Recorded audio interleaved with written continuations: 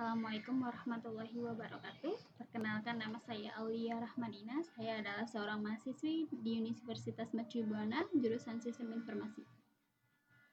Pada kesempatan kali ini saya akan mempresentasikan mengenai hukum perkawinan dalam Islam untuk memenuhi tugas besar 2 saya pada mata kuliah Pendidikan Agama Islam.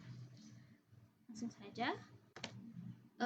Nanti akan sedikit saya sampaikan beberapa mengenai hukum perkawinan Islam, yaitu latar belakang, pengertian perkawinan, rukun perkawinan, larangan perkawinan, hukum melakukan perkawinan, dan yang terakhir kesimpulan dan saran. Latar belakang. Perkawinan menurut hukum Islam adalah pernikahan, yaitu akad yang sangat kuat untuk mentaati perintah Allah dan melaksanakannya merupakan ibadah. Islam telah mengatur manusia dalam hidup berjodoh-jodohan melalui jenjang perkawinan. Sebab manusia diciptakan oleh Allah untuk berpasang-pasangan. Dengan keadaan seperti itu, manusia akan menjadi berkembang biak, melangsungkan hidup dari generasi ke generasi. Pasal 3 KHI yaitu kompilasi hukum Islam, menyebutkan bahwa tujuan dari perkawinan adalah untuk mewujudkan kehidupan rumah tangga yang sakinah, mawaddah, warahmah. Agar tujuan dari perkawinan tercapai, maka proses perkawinan harus sesuai dengan syariat. Pada era zaman sekarang,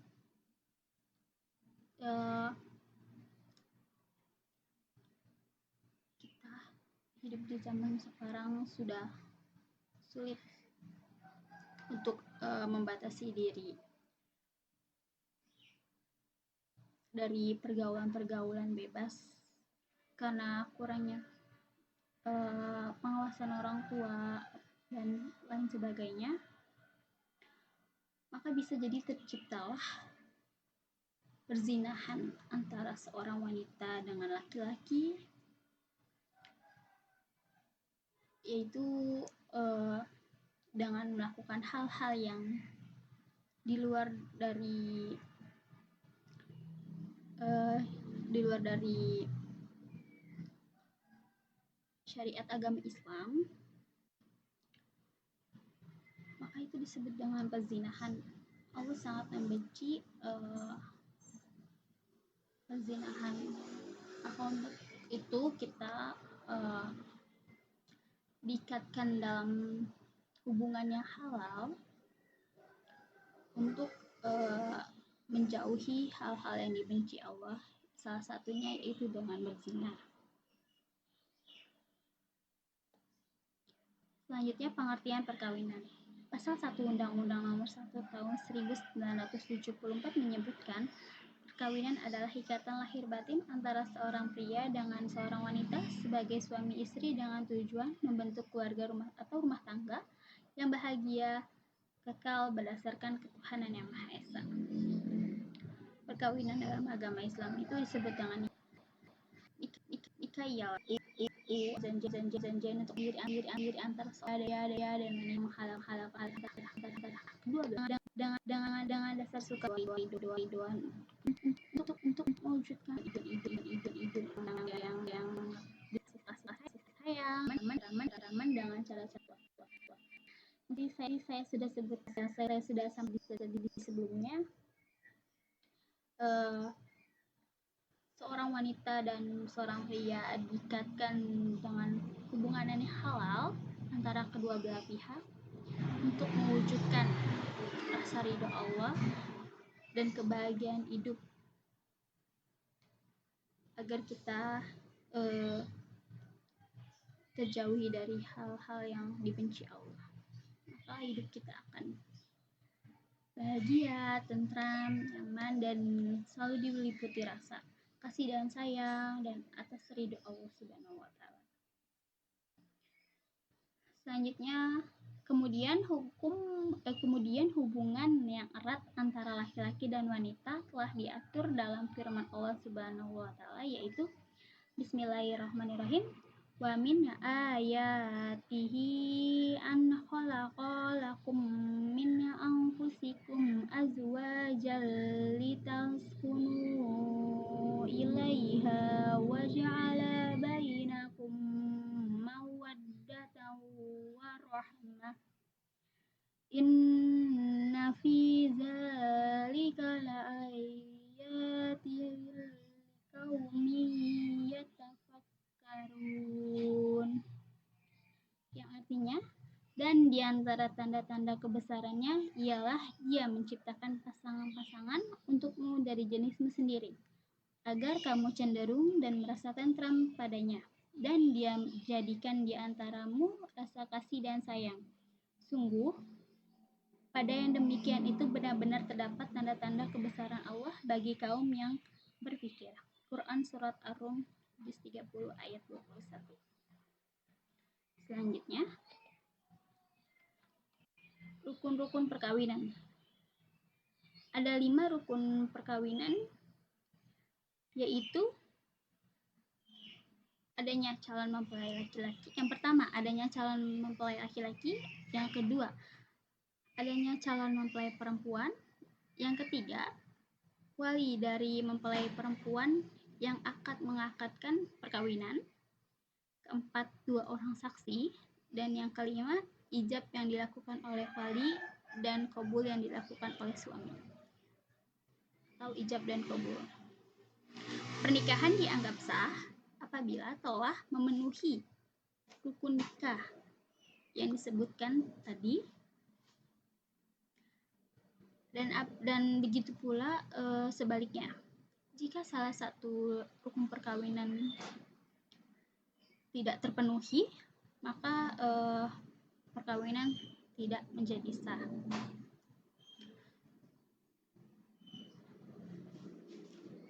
Perkawinan itu tidak sah.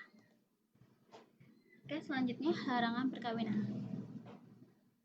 Dilarang melangsungkan perkawinan disebabkan karena beberapa hal, yaitu yang pertama, adanya hubungan nasab, hubungan persusuan.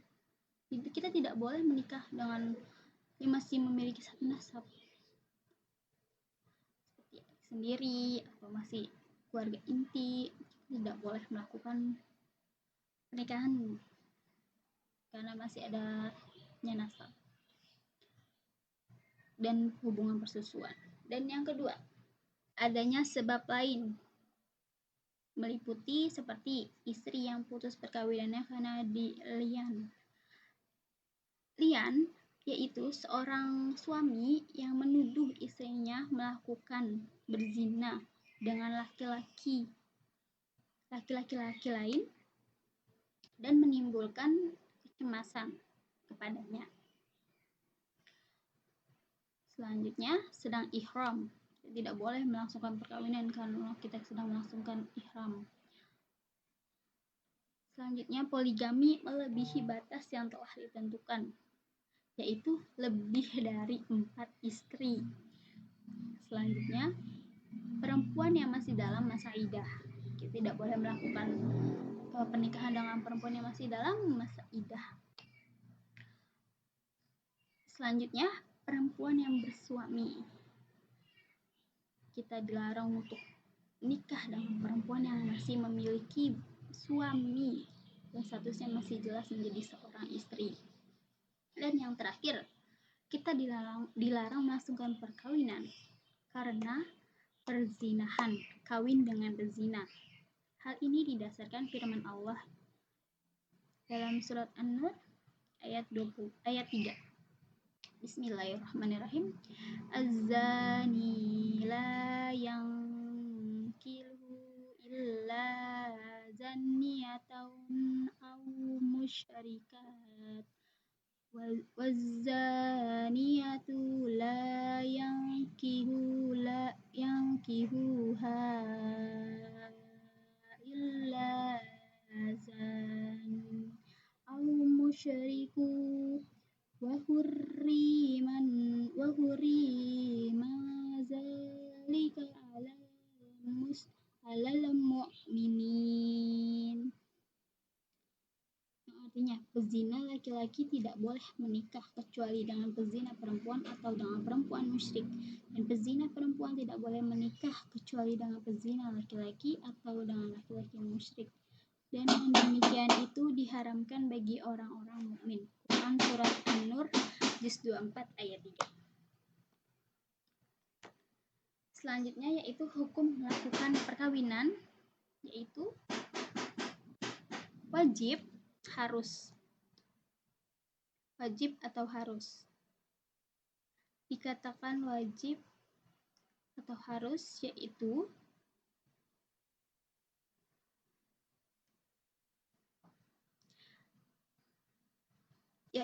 harus dilakukan oleh seseorang yang memiliki kemampuan untuk menikah serta memiliki nafsu biologis dan khawatir benar dirinya akan melakukan zina manakala tidak melakukan perkawinan.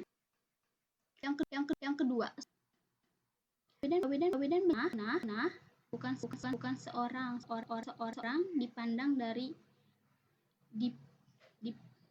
dipandang dari faktor pertumbuhan jasmaninya sudah wajar dan cenderung untuk kawin. Yang ketiga, hibah atau mubah boleh, yaitu perkawinan yang dilakukan tanpa ada faktor-faktor yang mendorong atau memaksa dan atau yang menghalangi. Perkawinan hibah inilah yang umum terjadi di tengah-tengah masyarakat luas dan oleh kebanyakan ulama dinyatakan sebagai hukum dasar atau hukum asal dari nikah. Yang keempat, makruh, tidak disukai. Perkawinan dikatakan makruh jika seorang dilihat dari sudut pertumbuhan jasmani sudah pantas untuk kawin, namun ia belum ada kesanggupan untuk membiayai kehidupan keluarga setelah kawin. Dikhawatirkan perkawinannya akan membawa sengsara bagi istri dan anaknya. Dan yang kelima adalah haram atau larangan keras. Perkawinan berubah menjadi haram jika perkawinan tersebut bertujuan tidak baik. Contohnya seperti menganiaya pasangan. Misalnya seorang laki-laki hendak mengawini seorang perempuan dengan tujuan menganiaya atau memperolok-olok istrinya, maka haram bagi laki-laki itu untuk menikah dengan perempuan tersebut. Dan yang terakhir adalah kesimpulan dan saran. Kesimpulan, manusia diciptakan oleh Allah berpasang-pasangan. Dengan keadaan demikian, manusia akan menjadi berkembang biak dan memiliki keturunan yang soleh.